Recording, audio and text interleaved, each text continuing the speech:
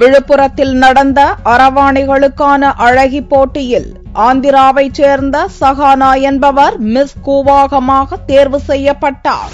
விழுப்புரம் மாவட்டம் உளுந்தூர்பேட்டை அருகே உள்ள கூவாகம் கூத்தாண்டவர் கோவிலில் சித்திரை திருவிழா நடந்து வருகிறது. இந்த திருவிழாவில் நாடு முழுவதிலிருந்தும் அரவாணிகள் ஏராளமானோர் பங்கேற்றனர். அரவாணிகள் நல சங்கம் சார்பில் விழுப்புரத்தில் மிஸ் கூவாகம் அழகி போட்டி நடைபெற்றது. இதில் ஆந்திராவைச் சேர்ந்த சஹானா என்பவர் மிஸ் கூவாகமாக தேர்வு செய்யப்பட்டார். இரண்டாவது இடத்தை ஈரோடு மாவட்டத்தைச் சேர்ந்த ఐశ్వర్య பிடித்தார். ఆంధ్ర విజయవాడలో నుంచి వచ్చాను.